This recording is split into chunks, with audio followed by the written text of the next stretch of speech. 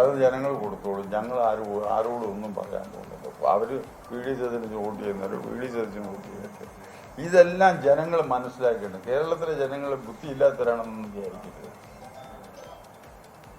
ഈ സംഭവങ്ങളെല്ലാം അവരിങ്ങനെ നിരീക്ഷിച്ചുകൊണ്ടിരിക്കുകയാണ്. അപ്പൊ അത് വേണ്ടപ്പോ ചെയ്തോളും. പിന്നെ നമ്മൾ കയറി ഉപദേശിച്ചിട്ടും ഈ ബഹളം വെച്ചിട്ടും ഒന്നും ഒരു കാര്യമില്ല. പൊതുപ്രവർത്തകരാകുമ്പോൾ എല്ലാ സഭാ മതവിഭാഗ നേതാക്കളെ കാണുന്നതിന്റെ നമുക്ക് തെറ്റു പറയാൻ പറ്റുമോ? അവര് വരുമ്പോൾ അവർ നമ്മൾക്ക് ഒരു കീഴ്പ്പെട്ടിരിക്കണം, അല്ലെങ്കിൽ അവർ നമുക്ക് വിധേയപ്പെടണമെന്ന് നമ്മൾ ആരെയാ നിശ്ചയിച്ചിരിക്കുന്നത്? ആരെയാ നിശ്ചയിച്ചത്? ഇപ്പൊ അദ്ദേഹം ആരെങ്കിലും ചോദിച്ചല്ലോ, എല്ലാവർക്കും വരണം. ആരെങ്കിലും നിശ്ചയിച്ചോ? പറ. ഞങ്ങൾ ആരെങ്കിലും നിശ്ചയിച്ചോ? ഉണ്ടെങ്കിൽ പറഞ്ഞോ, ചോദിച്ചോ. എന്ത് ചോദ്യം നിങ്ങൾക്ക് വേണേലും ചോദിക്കാം, ഞാൻ മറുപടി പറയാൻ തയ്യാറാണ്. സുരേഷ് ഗോപി വന്നല്ലേ? സുരേഷ് ഗോപി ജനിച്ചതിന് ശേഷം അദ്ദേഹം വരുന്ന അന്ന് വരെ അദ്ദേഹം എത്ര വയസ്സുണ്ടോ ആ വയസ്സിനകടകം ഈ മണ്ണി കാല് കുത്തിയിട്ടില്ലാത്തതാണ്. അന്ന് അദ്ദേഹം വന്നത് രാഷ്ട്രീയ ലക്ഷ്യത്തോടെ അല്ലേ? അച്യുതാനന്ദൻ അല്ലേ? അന്നല്ലേ അച്യുതാനന്ദൻ അന്ന് അവിടെ പോയത് പോലെ? അതെ, അച്യുതാനന്ദൻ രമയെ കാണാൻ പോയ പോലെയാണ് അദ്ദേഹം അന്ന് ഇവിടെ വരുന്നത്. സാറേ, ബഡ്ജറ്റ് മീറ്റിംഗ് നടന്നുകൊണ്ടിരിക്കുകയാണ്. ആ ബഡ്ജറ്റ് മീറ്റിങ്ങിൽ ബഡ്ജറ്റ് അവതരിപ്പിച്ചുകൊണ്ട് ഞാൻ എഴുന്നേറ്റ് നിന്ന് പ്രസംഗിച്ചുകൊണ്ടിരിക്കുക. ആ സന്ദർഭത്തിലാണ് ഗേറ്റിന്റെ അവിടെ വന്ന് ഈ സമാധി മണ്ഡപം അടച്ചിട്ടില്ല. അവിടെ പുഷ്പാർച്ചന നടത്തിയേച്ച് അത് അടച്ചിട്ട് നേരെ ഹാളിലോട്ട് ഞങ്ങൾ പോവാ പതിവ്. അവിടെ ചെന്നപ്പോൾ അത് അടച്ചിട്ടിരിക്കുന്നു. സെക്യൂരിറ്റിയെ വിളിച്ചു ചോദിച്ചു. അയാൾ സെക്യൂരിറ്റിയെ വിളിച്ച് എനിക്കൊന്ന് ആ പുഷ്പാർച്ചന നടത്തണമെന്ന് പറഞ്ഞു.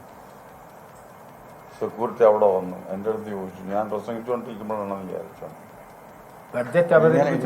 ഇങ്ങനെ വന്നിരിക്കുന്നു, ഇന്നാർ വന്നിരിക്കുന്നു, ഇങ്ങനെ ആവശ്യപ്പെടുന്നു, നിങ്ങളത് തുറന്നു കൊടുത്തു, പുഷ്പാർച്ചനയ്ക്കുള്ള സൗകര്യം കൊടുത്തേരെന്ന് പറഞ്ഞു. കുറച്ച് കഴിഞ്ഞപ്പോൾ എൻ്റെ മുമ്പിൽ ഇരിക്കുന്നു ഹാളിനകത്ത് കയറി ഞാൻ പ്രസംഗിച്ചുകൊണ്ടിരിക്കുമ്പോൾ. അതെന്ത് പണിയാ സാർ? എവിടെയെങ്കിലും നടക്കുമോ?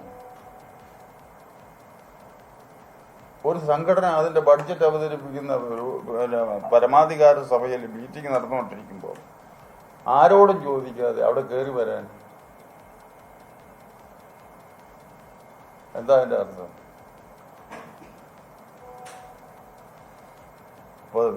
തൃശ്ശൂര് പിടിച്ച പോലെ NSS ഒന്നും പിടിക്കാനും പറ്റില്ല.